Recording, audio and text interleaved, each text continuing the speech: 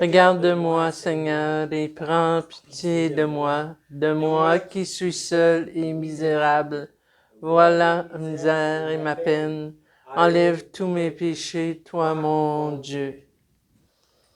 Au nom du Père et du Fils et du Saint-Esprit, Amen. la grâce de Seigneur Jésus-Christ, l'amour de Dieu le Père et la communion de l'Esprit Saint soient toujours avec vous. Et avec votre esprit. Le Seigneur est toujours au milieu de nous. Il est au-dedans de nous. Et il veut toujours notre bien, notre progrès.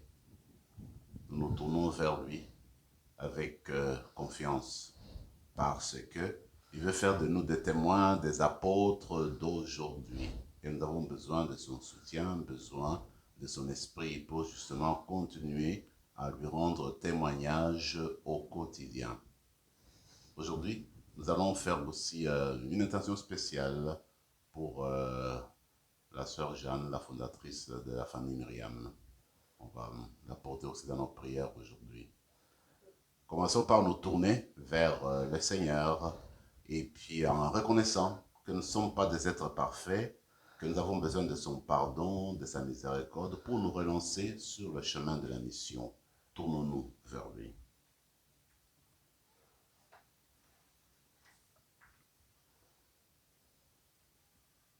Je confesse À Dieu Tout-Puissant, je reconnais devant vous, frères et sœurs, que j'ai péché en pensée, en parole, par action, omission. Oui, j'ai vraiment péché. C'est pourquoi Je supplie la bienheureuse Vierge Marie, les anges et tous les saints, et vous aussi, mes frères et sœurs, priez pour moi le Seigneur notre Dieu. Que Dieu Tout-Puissant nous fasse miséricorde, qu'il nous pardonne nos péchés et nous conduise à la vie éternelle. Amen. Seigneur, prends pitié. Seigneur, prends pitié. Ô Christ, prends pitié. Ô Christ, prends pitié. Seigneur, prends pitié. Seigneur, prends pitié. Prions le Seigneur. Seigneur Dieu, nous en appelons à ta providence qui, dans ses desseins, jamais ne se trompe. Et nous te supplions humblement, tout ce qui fait du mal, écarte-le. Donne-nous ce qui pourrait nous aider. Par Jésus-Christ, ton Fils, notre Seigneur, qui vit et règne avec toi dans l'unité du Saint-Esprit, Dieu, pour les siècles des siècles. Amen.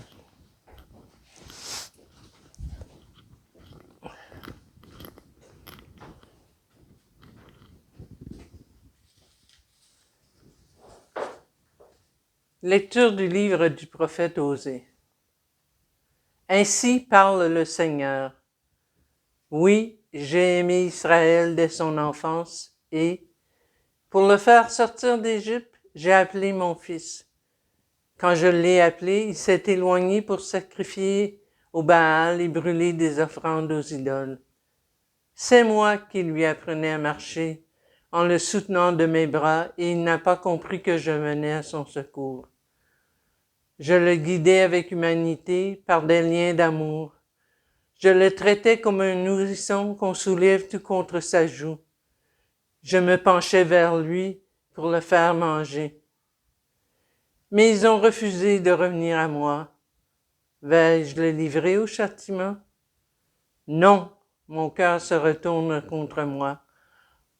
En même temps, mes entrailles frémissent. Je n'agirai pas selon l'ardeur de ma colère. Je ne détruirai plus Israël, car moi, je suis Dieu et non pas homme. Au milieu de vous, je suis le Dieu saint, et je ne viens pas pour exterminer. Parole du Seigneur. Nous rendons grâce à Dieu. Que ton visage s'éclaire et nous serons sauvés. Que ton visage s'éclaire et nous serons sauvés. Berger d'Israël, écoute. Resplendis au-dessus des chérubim. Réveille ta vaillance et viens nous sauver. Que Ton visage s'éclaire et nous serons sauvés. Du haut des cieux, regarde et vois. Visite cette vigne, protège-la. Celle qu'a plantée ta main puissante, le rejeton qui te doit sa force. Que ton visage s'éclaire et nous serons sauvés.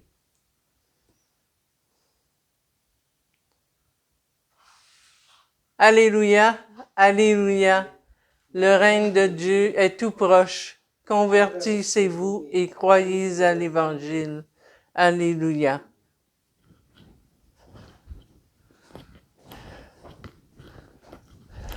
Le Seigneur soit avec vous. Et avec votre esprit. Évangile de Jésus-Christ selon saint Matthieu. Gloire à toi, Seigneur.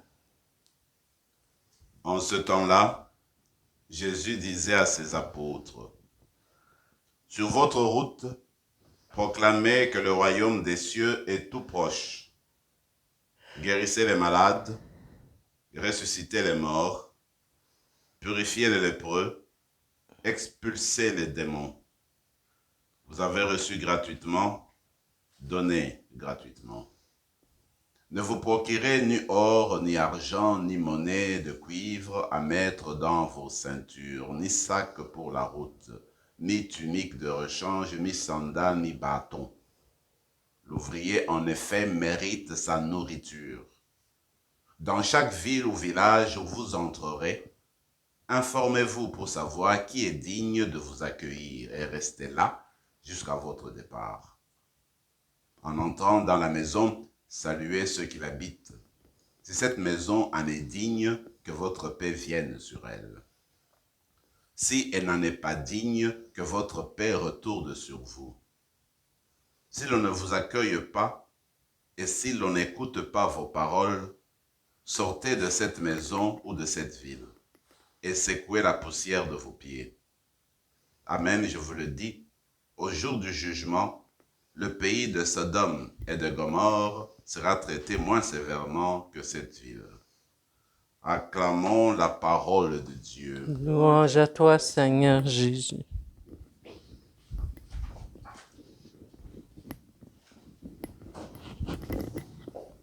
Nous avons ce beau texte du prophète Osée. Le prophète se sert de l'image d'une mère de famille, d'un père de famille pour décrire Dieu. En fait, le prophète est inspiré, c'est Dieu finalement qui par la bouche du prophète s'exprime. Alors Dieu donne son identité, il dit qui il est. Et cela, on peut le mettre autour de 8 siècles, peut-être avant le Nouveau Testament, avant Jésus-Christ. Et voilà que le Seigneur rappelle Israël que c'est lui qui l'a fait venir du pays de l'Égypte. J'ai fait venir mon fils, j'ai appelé mon fils de l'Égypte. D'ailleurs, vous vous rappelez, Matthieu va aussi se référer sur cette référence quand il racontera l'histoire de la fuite de Marie, Joseph et Jésus en Égypte. Quand le mois sera venu, ils vont être rappelés pour revenir au pays d'Israël.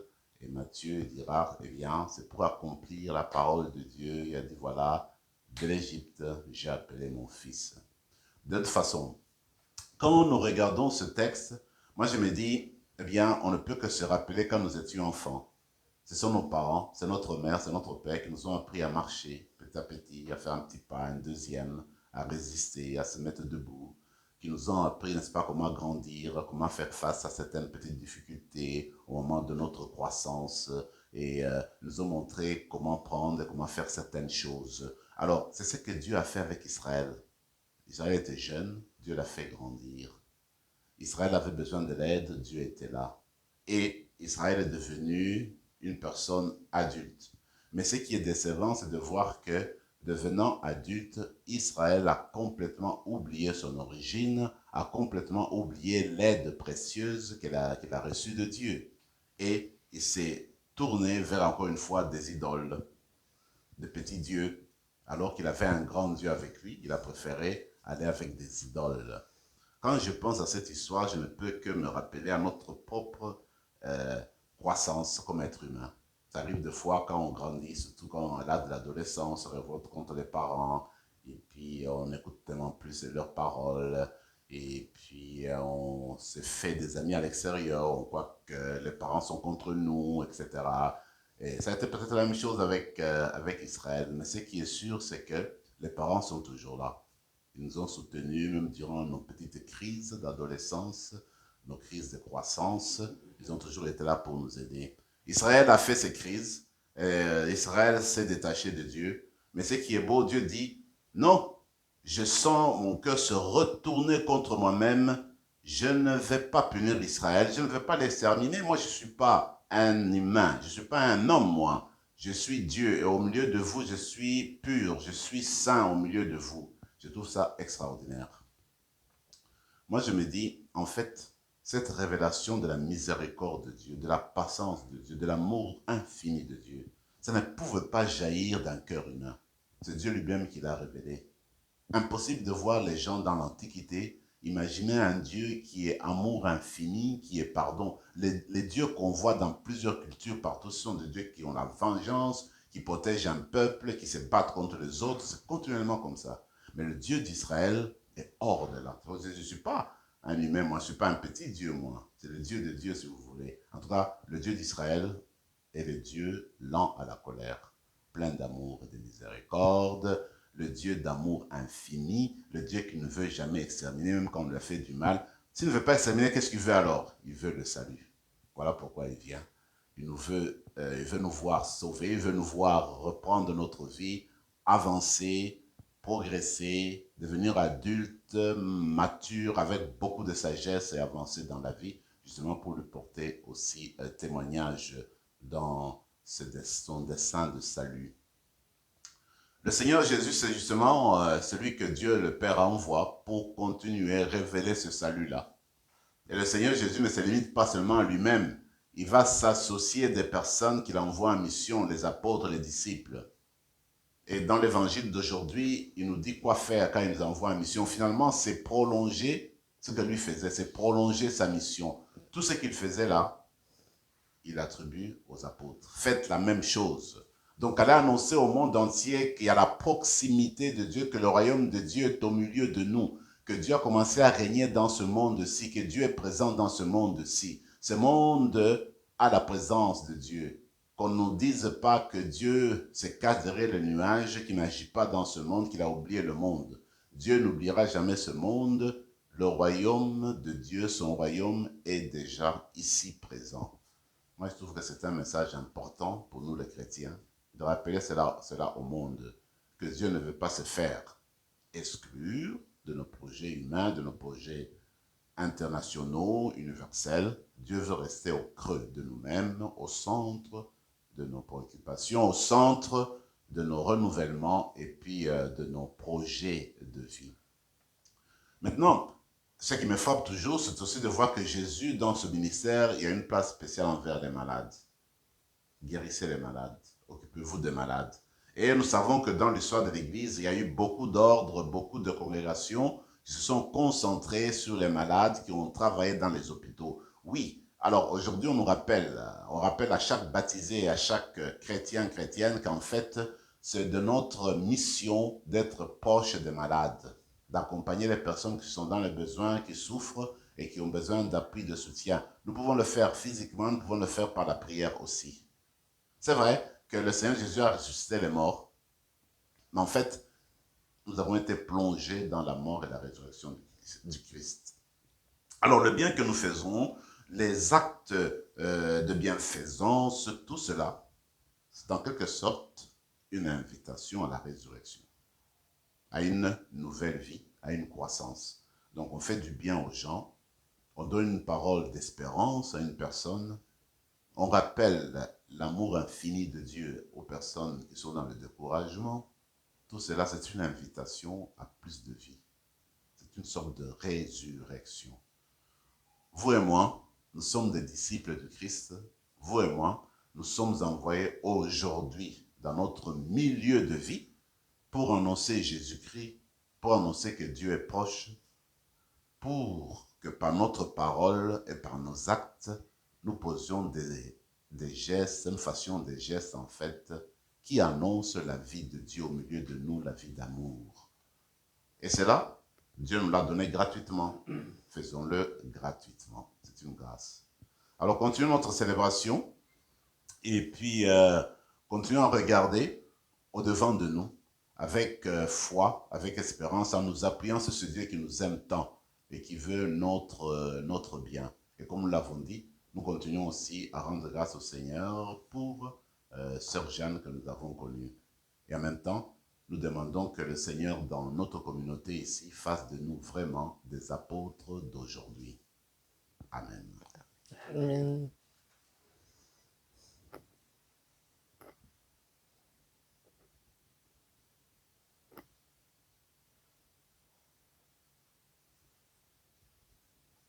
Tu es béni, Seigneur, Dieu de l'univers, toi qui nous donnes ce pain, fruit de la terre et du travail des hommes et des femmes.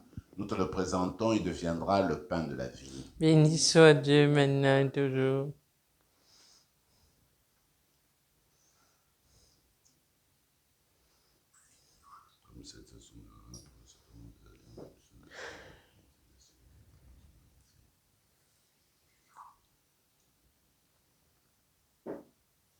Tu es béni, Seigneur, Dieu de l'univers, toi qui nous donnes ce vin, fruit de la vigne et du travail des hommes et des femmes. Nous te le présentons, il deviendra le vin du royaume éternel. Béni soit Dieu maintenant et toujours. De ce pain, de ce pion, Seigneur, accueille-nous que notre sacrifice en ce jour, pour grâce devant toi. Prions ensemble, mes frères et mes sœurs, au moment d'offrir le sacrifice de toute l'Église. Pour la gloire de Dieu et le salut du monde. Confiant dans ta tendresse, Seigneur, nous approchons de ton autel avec respect, en apportant nos présents. Puissions-nous, par un effet de ta grâce qui nous purifie, être renouvelés par ces mystères que nous célébrons, par le Christ notre Seigneur. Amen. Le Seigneur soit avec vous. Et avec votre esprit, Élevons notre cœur. le tournons vers le Seigneur. Rendons grâce au Seigneur notre Dieu. Cela est juste et bon. Vraiment, il est juste et bon, pour ta gloire et notre salut, de t'offrir notre action de grâce toujours et en tout lieu. Père très saint, Dieu éternel et tout-puissant, tu n'as pas besoin de notre louange, et pourtant c'est toi qui nous donnes de te rendre, de répondre à tes bienfaits en te rendant grâce. Nos chants n'ajoutent rien à ce que tu es, mais nous font progresser vers le salut par le Christ notre Seigneur.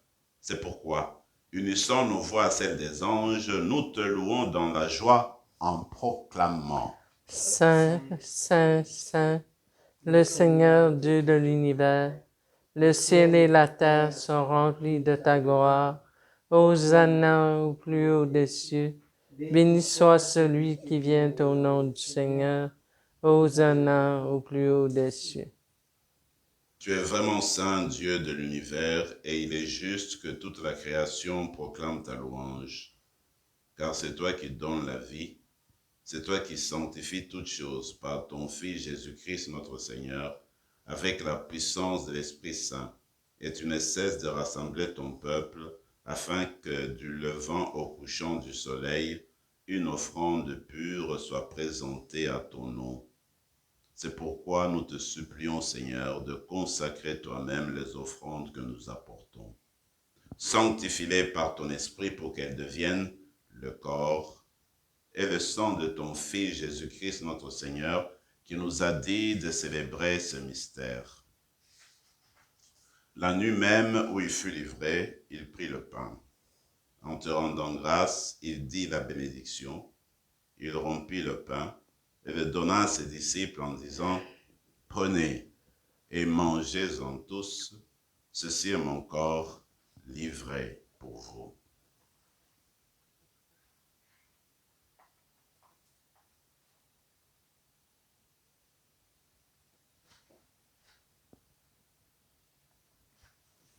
De même, après le repas, il prit la coupe. En te rendant grâce, il dit la bénédiction et donna la coupe à ses disciples en disant, « Prenez et buvez-en tous, car ceci est la coupe de mon sang, le sang de l'alliance nouvelle et éternelle, qui sera versé pour vous et pour la multitude en rémission des péchés. Vous ferez cela en mémoire de moi. »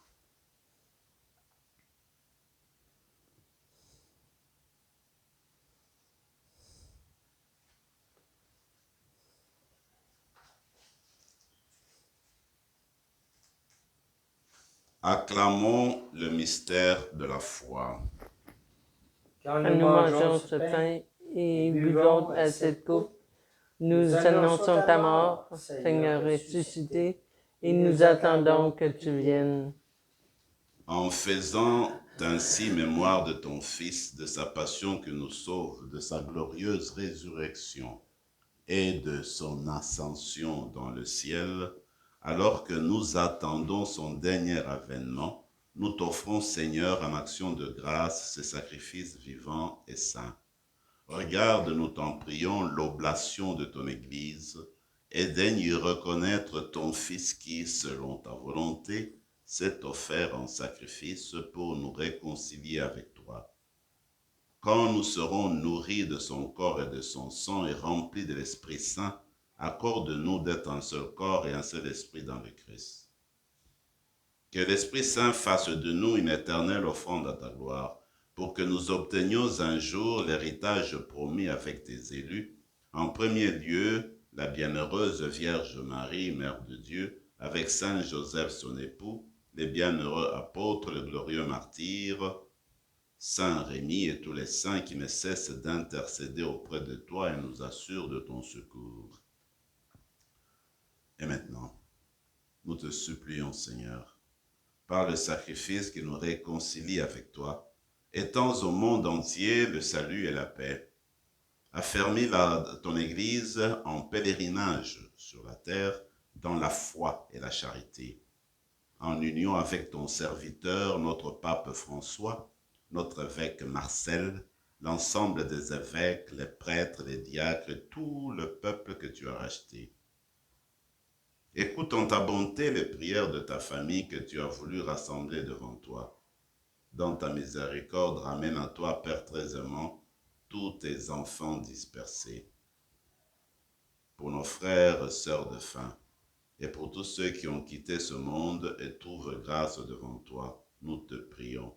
En ta bienveillance, accueille-les dans ton royaume, où nous espérons être comblés de ta gloire, tous ensemble et pour l'éternité, par le Christ notre Seigneur, par qui tu donnes au monde toute grâce et tout bien. Par lui, avec lui et en lui, à toi, Dieu le Père Tout-Puissant, dans l'unité du Saint-Esprit, tout honneur et toute gloire pour les siècles des siècles. Amen.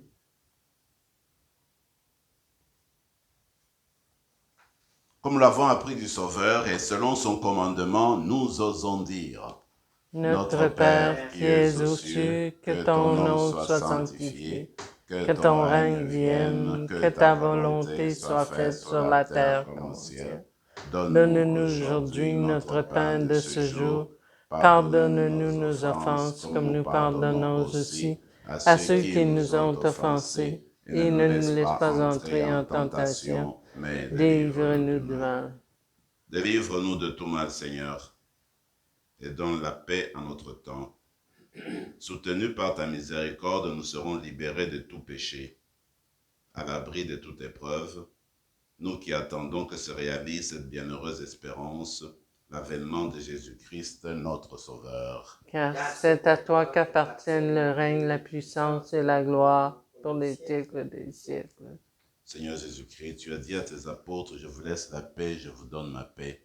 Ne regarde pas nos péchés, mais la foi de ton Église, pour que ta volonté s'accomplisse. Donne-lui toujours cette paix et conduis-la vers l'unité parfaite, toi qui vis et règnes pour les siècles des siècles. Amen. Que la paix du Seigneur soit toujours avec vous. Et avec votre esprit, Agneau de Dieu, qui enlève le péché du monde, prends pitié de nous. Agneau de Dieu qui enlève le péché du monde, prends pitié de nous. Agneau de Dieu qui enlève le péché du monde, donne-nous la paix. Seigneur Jésus-Christ, que cette communion à ton corps et à ton sang n'entraîne pour nous ni jugement ni condamnation, mais que par ta bonté, elle soutienne notre esprit et notre corps et nous donne la guérison. Voici celui qui nous envoie en mission. Voici l'agneau de Dieu, celui qui enlève les péchés du monde. Heureux les invités au repas des noces de l'agneau. Seigneur, je ne suis pas digne de te recevoir, mais dis seulement une parole et je serai guéri. Que le corps et le sang du Christ nous gardent pour la vie éternelle. Amen.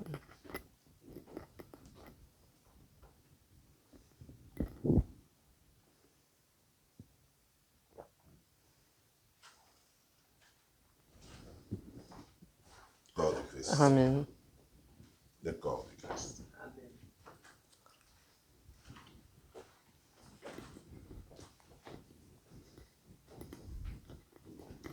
Après avoir reçu le Seigneur, prenons quelques moments de silence et de prière dans nos cœurs.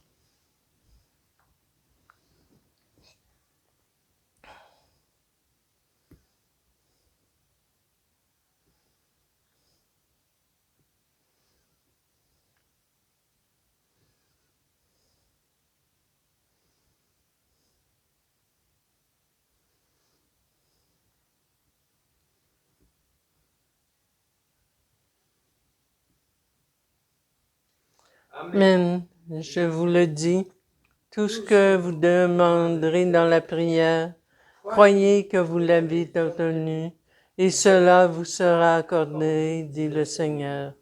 Prions encore le Seigneur. Guide-nous par ton esprit, nous t'en prions, Seigneur. Toi qui nous as nourris du corps et du sang de ton Fils. Accorde-nous de te rendre témoignage, non seulement en parole et par des discours, mais aussi en actes et en vérité, pour mériter d'entrer dans ton royaume, le royaume des cieux, par le Christ, notre Seigneur. Amen. Le Seigneur soit avec vous, Je te suis. et que Dieu Tout-Puissant vous bénisse, le Père, le Fils et le Saint-Esprit. Amen. Allez dans la paix du Christ. Nous rendons grâce à Dieu.